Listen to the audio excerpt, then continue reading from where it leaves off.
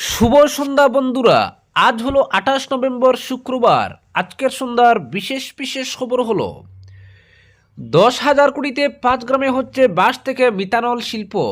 5 গ্রামে বাঁশ থেকে মিথানল উৎপাদনকারী শিল্প গড়ে তোলার উদ্যোগ হাতে নেওয়া হচ্ছে। বিধানসভায় দাঁড়িয়ে প্রশ্নোত্তর পূর্বে বিধায়ক কমলাক্ষ দে পুরকায়স্থের প্রশ্নের জবাবে এই কথাগুলি বলেন শিল্প ও বাণিজ্য মন্ত্রী বিমল বোরা। তিনি বলেন, কেষ্ট পেট্রোকেমিক্যালস নামের একটি শিল্প প্রতিষ্ঠান 10,000 কোটি টাকা বিনিয়োগে বাঁশ থেকে মিথানল তৈরির মতো শিল্প স্থাপনের প্রস্তাব নিয়ে এগিয়ে এসেছে। যেহেতু 5 গ্রাম পেপার মিল অতীতে বাঁশের উপর নির্ভরশীল শিল্প ছিল, তাই এখানে বাঁশ থেকে মিথানল তৈরির ঔদ্যোগিক সম্ভাবনাকেও জোর দিয়ে খতিয়ে দেখছে রাজ্য সরকার। দীর্ঘদিন ধরেই বন্ধ হয়ে পড়ে আছে কাঁচার কাগজ কল। 2,916 বিঘা জমি রয়েছে পরিত্যক্ত। আর পেপার মিল বন্ধ হয়ে যাওয়ার পর 5 গ্রাম এলাকার প্রাণোচ্চল বিষয়টিও শেষ হয়ে গিয়েছে, পরিণত হয়েছে এক মৃত জায়গায়। এসব কথা মাথায় রেখেই সরকার আবারও 5 গ্রামে শিল্পোদ্যোগ গড়তে চাইছে। বিমল বোরা জানান, আসাম ঔদ্যোগিক উন্নয়ন নিগমের অধীনে 5 গ্রামের বিশাল জমি সমঝে নেবে সরকার এবং ফের এখানে যাতে একটি শিল্পোদ্যোগের বাতাবরণ তৈরি করা যায় সেই কাজ করবে। মন্ত্রী বলেন, এরই মধ্যে নুমলিগড় রিফাইনারি ওএনজিসির মতো শিল্প প্রতিষ্ঠানের সঙ্গে কথাবার্তা হয়েছে। এছাড়া যেসব শিল্পোদ্যোগ মোটা অঙ্কের বিনিয়োগ করতে রাজ্যে আসছে তাদেরও আমরা 5 গ্রামের জমি দেখাবো। এছাড়া 5 গ্রামের 212 বিঘা মাটি জুড়ে মাল্টিমডেল লজিস্টিক পার্ক গড়ে তোলার পরিকল্পনাও রয়েছে। মাল্টিমডেল লজিস্টিক পার্ক গড়তে রেল, সড়ক, জলপথের দরকার। সব সুবিধাই রয়েছে 5 গ্রামে। তাই 5 গ্রাম একটা গুরুত্বপূর্ণ লজিস্টিক হাব হয়ে ওঠার বিপুল সম্ভাবনা রাখে। অপরদিকে সরকারি স্কুল কলেজে কমছে ড্রপ আউট, ভর্তির হার বৃদ্ধি বললেন শিক্ষামন্ত্রী পেগু। ইউডাইসের তথ্য অনুসারে রাজ্যের সরকারি শিক্ষা প্রতিষ্ঠানে পূর্বের চেয়ে ড্রপ আউট হ্রাস পেয়েছে। মাধ্যমিক স্তরে নাম ভর্তির হারও বৃদ্ধি হয়েছে। বিরোধীর কর্তন প্রস্তাবের উপর আলোচনায় অংশগ্রহণ করে সদনে এই দাবি করেছেন শিক্ষামন্ত্রী রনজ পেগু। বিধানসভার শীতকালীন অধিবেশনে শিক্ষা বিভাগের মঞ্জুরি প্রস্তাবের উপর কর্তন প্রস্তাব উত্থাপন করেন বিরোধী দলনেতা দেবব্রত শইকিয়া। তিনি রাজ্যের সরকারি শিক্ষা প্রতিষ্ঠানের ভয়াবহ ছবি তুলে ধরে বলেন, ইউডাইসের তথ্য অনুসারে রাজ্যের সরকারি শিক্ষা প্রতিষ্ঠানে ড্রপ আউট বৃদ্ধি হয়েছে, পরিকাঠামো নেই। সরকারি স্কুলে বিশুদ্ধ পানীয় জলের ব্যবস্থা নেই, ছাত্রছাত্রীর জন্য নেই পৃথক শৌচালয়ের ব্যবস্থা। 2633টি স্কুলে মাত্র একজন শিক্ষক।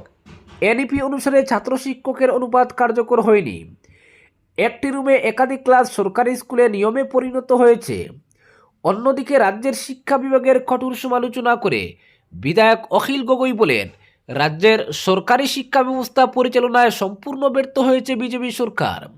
গত 5 বছর সাম্প্রদায়িকতা ছাড়া বিজেপি সরকার শিক্ষার উন্নয়নে কোনো কাজ করেনি। তিনি বলেন, অনেক ক্ষেত্রে একটি রুমে 5-6টি ক্লাস চলছে, 1 বা 2 জন শিক্ষক রয়েছেন স্কুলে। সেখানে গুণগত শিক্ষা কিভাবে সম্ভব? তার দাবি, বর্তমানে রাজ্যের সরকারি শিক্ষা ব্যবস্থা উন্নত করতে হলে যে 3টি কাজ জরুরি তা হচ্ছে প্রতি ক্লাসে একজন শিক্ষক নিয়োগ করা, প্রতিটি স্কুলে পৃথক ক্লাসরুমের ব্যবস্থা আর শিক্ষকের উচ্চমানের প্রশিক্ষণ দেওয়া। বিরোধীদের এই অভিযোগের পর শিক্ষামন্ত্রী ডক্টর রনজ পেগু শিক্ষা ব্যবস্থা উন্নত করতে সরকারের বিভিন্ন পদক্ষেপের কথা তুলে ধরেন। ড্রপ আউট নিয়ে বিরোধীদের অভিযোগ খণ্ডন করে মন্ত্রী পেগু বলেন, ইউডাইসের তথ্য অনুসারে 2021-22 সালের 29.5% তুলনায় এবছর ড্রপ আউটের হার 17.5% হ্রাস পেয়েছে। একইভাবে মাধ্যমিক স্তরে নাম ভর্তি পূর্বের তুলনায় বৃদ্ধি পেয়েছে। উচ্চতর মাধ্যমিকে নাম ভর্তি সর্বভারতীয় হারের চেয়েও বেশি বলে দাবি করেন মন্ত্রী। আর এই নাম ভর্তির হার বৃদ্ধির ক্ষেত্রে নিযুত ময়না প্রকল্পের প্রভাব রয়েছে বলেও মন্তব্য করেন তিনি। শিক্ষামন্ত্রী পেগু বলেন, এনইপি মতে 3 থেকে 8 বছর বুনিয়াদী স্তর, এই স্তরকে শক্তিশালী করার জন্য রাজ্য সরকার 10,000 অঙ্গনওয়াড়ি কেন্দ্র অত্যাধুনিকভাবে নির্মাণ করেছে। এর জন্য 2500 কোটি টাকা ব্যয় হয়েছে। 2,000 কোটি টাকা খরচ করে রাজ্যে 400 হাই স্কুল নতুন করে নির্মাণ করা হচ্ছে। এজন্য প্রতিটি স্কুলে 7 থেকে 15 কোটি টাকা পর্যন্ত খরচ করা হয়েছে। এ বছরের মধ্যে রাজ্যের প্রতিটি হাই স্কুলে একটি করে স্মার্ট ক্লাস নির্মাণ সম্পূর্ণ হবে বলেও সদনে ঘোষণা করেন শিক্ষামন্ত্রী। শিক্ষক নিযুক্তির ক্ষেত্রে সমতা আনতে নিযুক্তির নতুন নিয়ম প্রবর্তন করা হয়েছে। প্রাথমিক স্তরের 15,000 খালি পদের 5,500 পদে নিযুক্তি দেওয়া হয়েছে। 4,500 পদে নিযুক্তি প্রক্রিয়া চলছে। বাকি 5,000 পদের জন্য বিজ্ঞাপন দেওয়ার প্রস্তুতি নিয়েছে সরকার। তেমনি মাধ্যমিক স্তরে 12,000 খালি পদের মধ্যে 8,000 পদে নিযুক্তি দেওয়া হয়েছে। বাকি 4,000 পদে ডিসেম্বরে বিজ্ঞাপন দেওয়া হবে বলে জানান তিনি। এছাড়াও 4,42,000 মেট্রিক পরীক্ষার্থীকে 6 মাস 300 টাকা করে দেওয়ার ব্যবস্থা করা হয়েছে। আজ মুখ্যমন্ত্রী এই প্রকল্পের সূচনা করছেন বলেও জানান শিক্ষামন্ত্রী। মাধ্যমিক স্তরে স্নাতকোত্তর ডিগ্রি থাকা স্নাতক শিক্ষকদের স্নাতকোত্তর শিক্ষক পদে উন্নীত করার পরিকল্পনা করা হয়েছে বলেও জানান তিনি। নাম ভর্তি বৃদ্ধির ফলে যেসব হাই স্কুলকে হায়ার সেকেন্ডারি পর্যায়ে উন্নীত করা হয়েছে সেই স্কুলে এই পদক্ষেপ নেওয়ার কথা জানান তিনি। মন্ত্রী আরও বলেন, এখন স্কুল স্তরে 100% বিনামূল্যে শিক্ষা মিলছে। 8ম শ্রেণী পর্যন্ত সমগ্র শিক্ষা অভিযানের মাধ্যমে বিনামূল্যে শিক্ষা ব্যবস্থা পরিচালিত হলেও 9ম থেকে দ্বাদশ শ্রেণী পর্যন্ত রাজ্য সরকারের খরচে বিনামূল্যে নাম ভর্তি, পুস্তক ইত্যাদির ব্যবস্থা করা হয়েছে বলেও জানান মন্ত্রী। অপরদিকে আধার থাকলেই ভোটাধিকার দিতে হবে কেন? প্রশ্ন সুপ্রিম কোর্টের। আধার কার্ড কি নাগরিকত্বের প্রমাণ?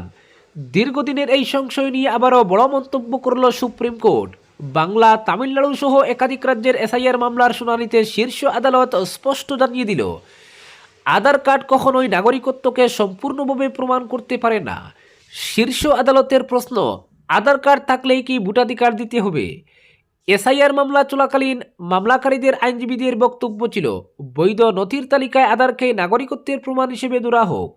যার প্রেক্ষিতে প্রধান বিচারপতি সূর্যকান্ত প্রশ্ন করেন, আধার কার্ড হলো এমন একটি বিষয় যার মাধ্যমে সরকারি সুযোগ সুবিধা পাওয়া যায়। মূলত জনকল্যাণমুখী প্রকল্পের জন্য এটা তৈরি। প্রধান বিচারপতি বলেন, ধরুন কেউ প্রতিবেশী দেশের বাসিন্দা, এখানে শ্রমিক হিসেবে কাজ করেন, আপনারা রেশনের জন্য আধার দিচ্ছেন, এটা আমাদের সাংবিধানিক নীতির অংশ।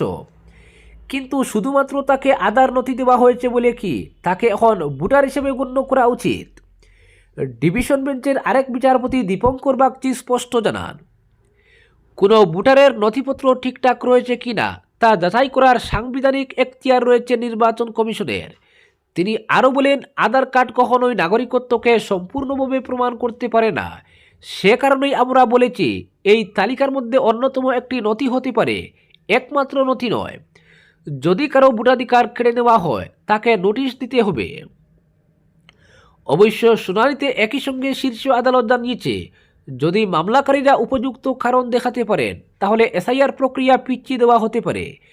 এসআইআর নিয়ে পশ্চিমবঙ্গ সংক্রান্ত মামলার পরবর্তী শুনানির দিন 9 ডিসেম্বর সুপ্রিম কোর্ট ধার্য করায় প্রশ্ন তুলেছিলেন আবেদনকারীর আইনজীবীরা। কারণ ওই দিন রাজ্যের এসআইআরের খসড়া তালিকা প্রকাশ হওয়ার কথা। যার প্রেক্ষিতে প্রধান বিচারপতি বলেন, আপনারা যুক্তি দেখাতে পারলে আমরা ভোটার তালিকার খসড়া প্রকাশের সময় বাড়ানোর নির্দেশ দিতে পারি। আদালত কি এতটাই ক্ষমতাহীন যে তালিকা প্রকাশের তারিখ নির্দিষ্ট করা হয়েছে বলে কোনো নির্দেশই দিতে পারবো না? বর্তমানে তামিলনাড়ু, কেরল এবং পশ্চিমবঙ্গ সহ 12টি রাজ্যে বিশেষ নিবিড় সংশোধন অর্থাৎ এসআইআর চলছে। এই প্রক্রিয়ার সাংবিধানিক বৈধতা নিয়েই চলছে শুনানি। আদালত নির্বাচন কমিশনকে 1 ডিসেম্বরের মধ্যে হলফনামা জমা দিতে বলেছে। এরপর আবেদনকারীদের জবাবের ভিত্তিতে মূল শুনানি শুরু হবে। আবেদনকারীদের পক্ষ থেকে বরিষ্ঠ আইনজীবী কপিল সিব্বাল বলেন, এসআইআর সাধারণ ভোটারদের কাজে অযৌক্তিক বোঝা চাপাচ্ছে। অনেক ভোটারই নিরক্ষর, ফর্ম কিভাবে পূরণ করতে হয় তা জানেন না। এই পরিস্থিতিতে তাদের নাম বাদ যাওয়ার ঝুঁকি তৈরি হচ্ছে। তার যুক্তি, একবার নাম ভোটার তালিকায় ঢুকে গেলে তা বৈধ হিসাবেই গণ্য হয়। তা বাদ দিতে হলে ন্যায়সঙ্গত ও যুক্তিসঙ্গত প্রক্রিয়া অনুসরণ করতেই হবে। কপিল সিব্বাল আরও বলেন, আধার নাগরিকত্বের চূড়ান্ত প্রমাণ না হলেও এর উপস্থিতি মানুষের পক্ষে যুক্তির প্রিজাম্পশন তৈরি করে। আমার আধার আছে মানে আমি এই জায়গার বাসিন্দা, আপনি সেটা খারিজ করতে চাইলে আইনসিদ্ধ প্রক্রিয়ার মাধ্যমে খারিজ করুন। তাৎপর্যের বিষয় হচ্ছে, সম্প্রতি বিহারের এসআইআর সংক্রান্ত মামলাতেও একই পর্যবেক্ষণ জানিয়েছিল সুপ্রিম কোর্ট। দেশের শীর্ষ আদালত জানায়, আধার কোনো ব্যক্তির পরিচয়পত্র হতে পারে কিন্তু নাগরিকত্বের প্রামাণ্য নথি নয়। অপরদিকে এনআরসি হলে ভোটার তালিকার সংশোধন কেন নয়, বললেন সাংসদ গৌরব গগৈ। বর্তমান সময়ে আমাদের সংগঠনকে শক্তিশালী করার উপর গুরুত্ব দিতে হবে এবং আমরা চলতি বছরে সেই কাজ করে আসছি। বিভিন্ন জেলায় ভ্রমণ করে তৃণমূল পর্যায় থেকে দলকে শক্তিশালী করার চেষ্টা করে যাচ্ছি, এই মন্তব্য করেন আসাম প্রদেশ কংগ্রেস কমিটির সভাপতি তথা যোরহাটের সাংসদ গৌরব গগৈ। জেলা কংগ্রেস ভবনে এক সাংবাদিক বৈঠকে তিনি আরও বলেন, আমাদের দলের নেতা রাহুল গান্ধী বহুবার সংবাদ মাধ্যমে বলেছেন বিজেপি ভোটার তালিকা ত্রুটিমুক্ত করতে চায় না, আর তা বিশ্বাস করা অনেক কঠিন। আমরা ভারতকে গোটা বিশ্বের মধ্যে আইটি হাব হিসাবে স্বীকৃতি দিতে চাই। আমাদের আইআইটির ছাত্ররা বিদেশে গিয়ে বড় বড় আইটি কোম্পানির সিইও হচ্ছে। এর প্রতিবাদ থাকা সত্ত্বেও দেশের নির্বাচন কমিশন ভুয়ো নামগুলো ভোটার তালিকা থেকে বাদ দিতে পারছে না, আর আমরা সেই দাবি জানাচ্ছি। আগামী নির্বাচনের প্রসঙ্গে তিনি বলেন, আমরা দাবি করছি আসামে যে নির্বাচন হবে বা অন্য 4 রাজ্যে যে নির্বাচন হবে তা নিয়ে নির্বাচন কমিশনকে নজরদারি চালাতে হবে। কারণ কমিশনের কাজকর্ম নিয়ে গোটা দেশে প্রশ্ন উঠেছে, সবাই প্রশ্ন তুলছেন নির্বাচন কমিশন সত্যি নিরপেক্ষ কিনা।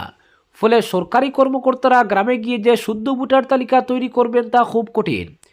এর ফলে বহির্রাজ্যের সরকারি বিএলওরা আত্মহত্যা করছেন, কারণ তারা বুঝেছেন তাদের দায়িত্বে মানুষ সন্তুষ্ট নয় এবং তাদের দিয়ে সংবিধান বিরোধী কাজ করানো হচ্ছে। গৌরব গগৈ আরও বলেন, এমন উদাহরণ আমরা আসামেও দেখছি। অনেক কর্মকর্তাকে বিএলওর দায়িত্ব দেওয়া হয়েছে, কিন্তু তারা কিছুই জানেন না। তাহলে তাদের হয়ে ভোটার তালিকা কে বানাবে? নির্বাচন কমিশন সফটওয়্যার ব্যবহার করে ভুয়ো নাম বাদ দিতে পারছে না কেন? আধার এনআরসি যদি করা যায়, তাহলে ভোটার তালিকার সংশোধন কেন করা যায় না? তাই আমরা জনগণকে সচেতন করতে চাই। কংগ্রেস প্রসঙ্গে তিনি বলেন, কংগ্রেস দলকে নিয়েই নজর থাকবে, তাই আমরা জনগণকে সতর্ক হতে বলেছি। স্বাভাবিকভাবে কিছু নাম বাদ পড়বে, কিছু নাম যোগ হবে, কিন্তু অদ্ভুতভাবে নাম বাড়া অসম্ভব। আমি আগেও বলেছি, মুখ্যমন্ত্রী বহির্রাজ্য থেকে বিজেপির লোক এনে আসামের ভোটার তালিকায় নাম যোগ করছেন। তার মানে আসামের বিধানসভা নির্বাচন নির্ধারণ করবে আসামের মানুষ নয়, বরং বহির্রাজ্যের ভোটাররা। বিজেপিকে আক্রমণ করে লোকসভায় বিরোধী দলের উপদলনেতা বলেন, আমরা জাতি মাটি বেটির কথা বলি, কিন্তু এখন আসামে খিলঞ্জিয়া মানুষের অধিকার খর্ব করার চেষ্টা চলছে। বিজেপি মিয়াদের নিয়ে রাজনীতি করছে, কিন্তু সবচেয়ে বেশি ক্ষতি হয়েছে ভূমিপুত্রদের। জনজাতির জমি আদানি আম্বানির হাতে চলে গেছে, প্রায় 40,000 বিঘা জমি তাদের হাতে গেছে। মুখ্যমন্ত্রীর উদ্দেশ্য শুধু নিজের গদি রক্ষা করা। মানুষ এসব বুঝে গেছে এবং 2026-এর নির্বাচনে বিজেপিকে বর্জন করতে প্রস্তুত। এদিকে সাংসদ গৌরব গগৈর গাড়িটি বৃহস্পতিবার দুর্ঘটনার মুখে পড়ে যোরহাট জেলা কংগ্রেস ভবনে অনুষ্ঠিতব্য এক পর্যালোচনা বৈঠকে যাওয়ার সময় যোরহাট ডিসিবি কলেজের সামনে একটি সেতুর রেলিংয়ে গাড়িটি নিয়ন্ত্রণ হারিয়ে ধাক্কা মারে। গাড়িটির নম্বর AS01GD 5292। তবে সৌভাগ্যক্রমে গৌরব গগৈ অক্ষত রয়েছেন। দুর্ঘটনার সঙ্গে সঙ্গেই চালক অসুস্থ হয়ে পড়েন এবং তাকে যোরহাট মেডিকেল কলেজ হাসপাতালে ভর্তি করা হয়। দুর্ঘটনার পর গৌরব গগৈ কংগ্রেস ভবনে অনুষ্ঠিত বৈঠকে অংশ নেন। আজকের বিশেষ সংবাদ এখানেই সমাপ্ত।